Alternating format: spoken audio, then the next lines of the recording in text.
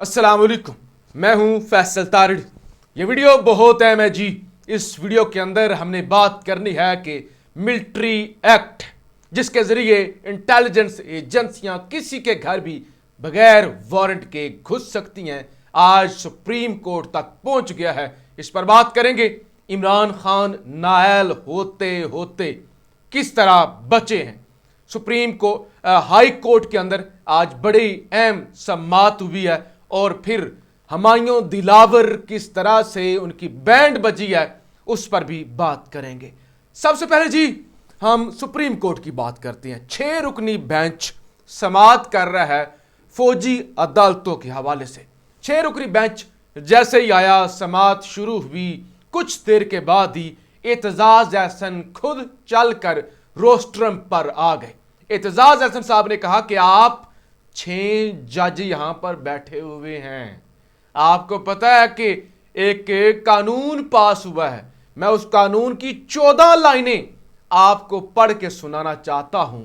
आप इस पर आज खुद नोटिस लें, सो मोटो यानी नोटिस लें आप कि किस तरह जो है वो किसी के घर भी कानून साजी आप कर दी गई है। उसके जरिए फौजी मिलिट्री जो आपकी एजेंसीज हैं, इंटेलिजेंस एजेंसीज, वो घुस सकती हैं, चादर और चार दीवारी का तकद्दुस पामाल कर सकती हैं और कुछ भी उनको कोई रोकने वाला भी नहीं, कोई कहने वाला भी नहीं, कुछ भी नहीं है। तो किस तरह से ये किस तरह के काले कानून पास हो रहे हैं, आपको इस पर सो मोटो लेना होगा। जिस पर चीफ जस्टिस ने कहा कि हम देख रहे हैं, अखबार के अंदर हमने पढ़ा है कि ऐसा कोई कानून जो है वो बना है।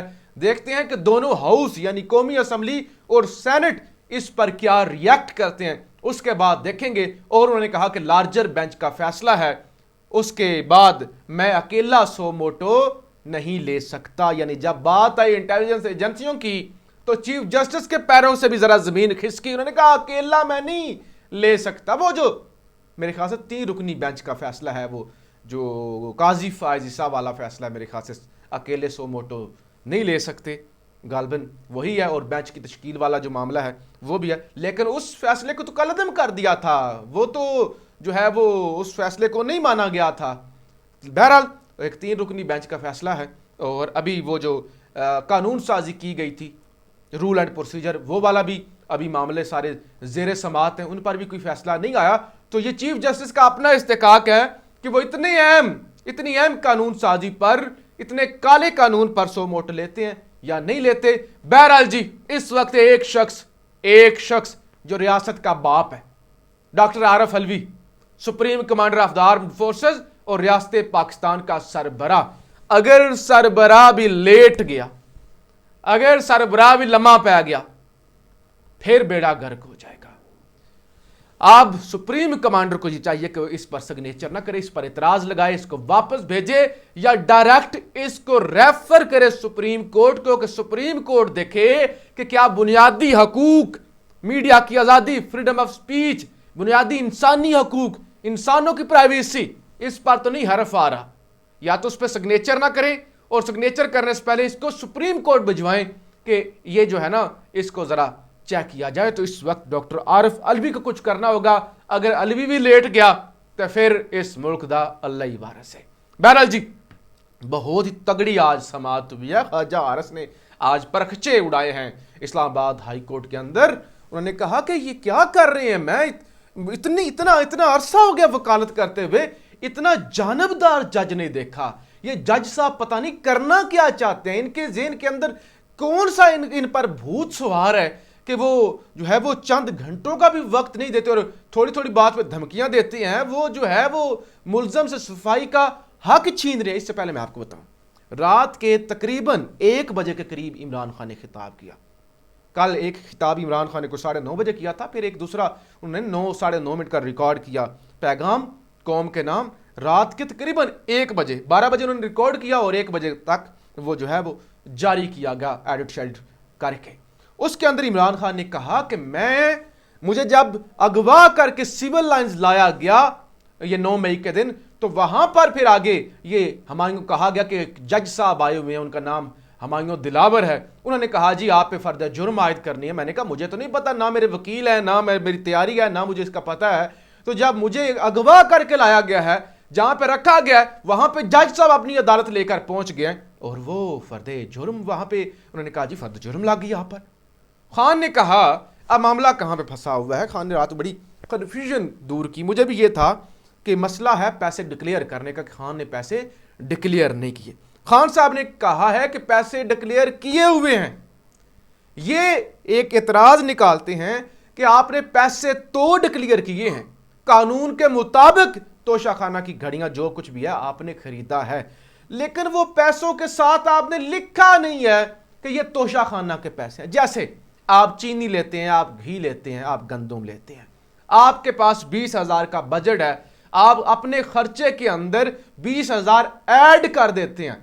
आप लिखते हैं कि ये पैसे घी के हैं 4,000, ये चीनी के पैसे हैं 3,000 और बाकी ये जो पैसे बचते हैं गंदम के, आप उसके ऊपर ये नहीं लिखते कि ये गंदम के पैसे हैं। बस इतना है।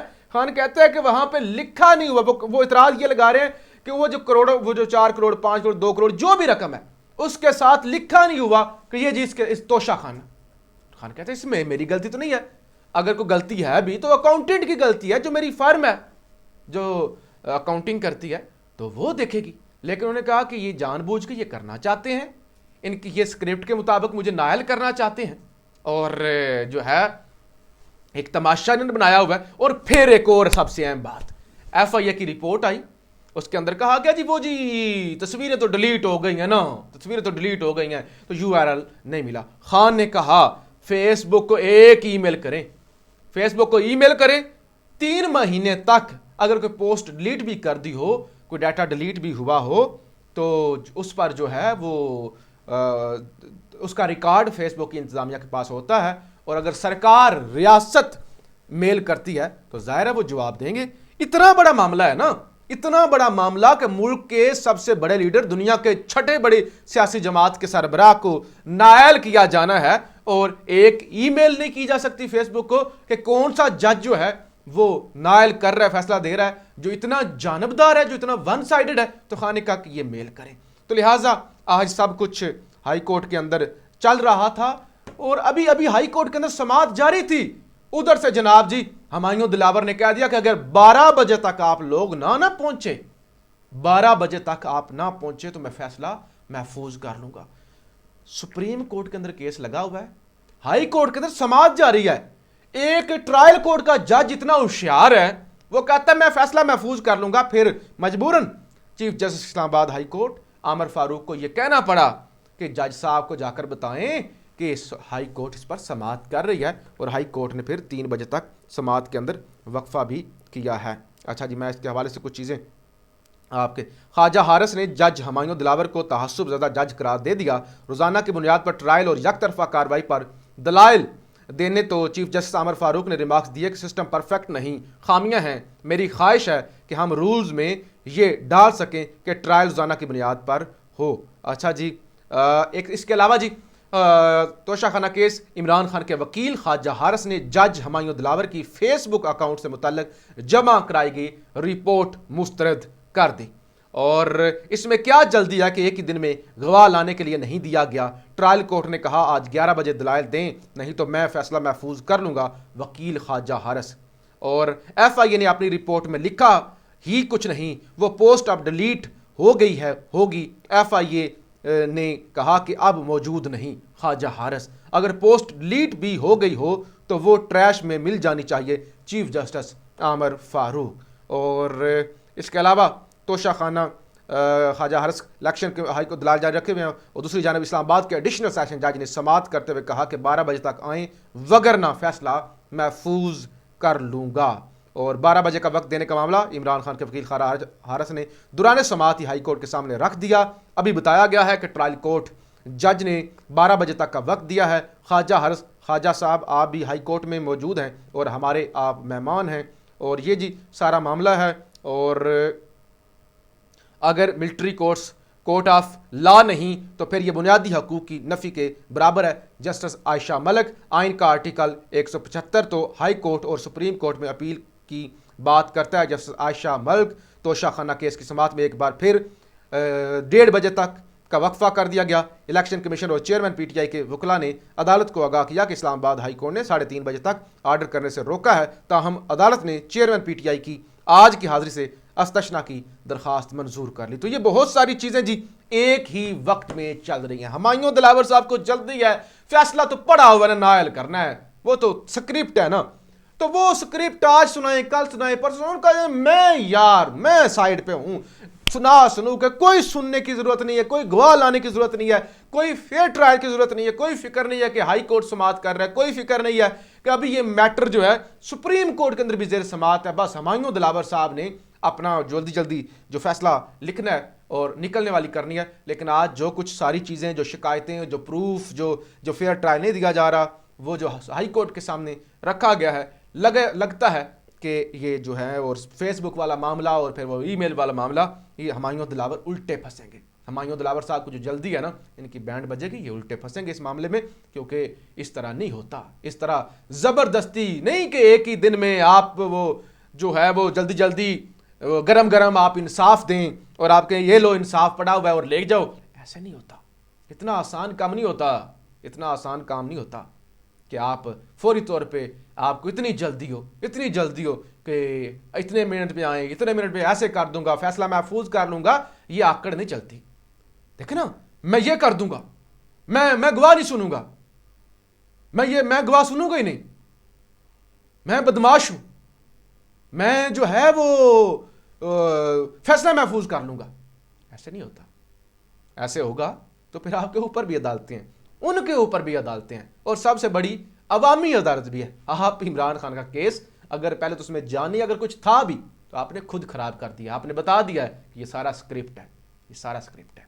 पाकिस्तान जिंदाबाद।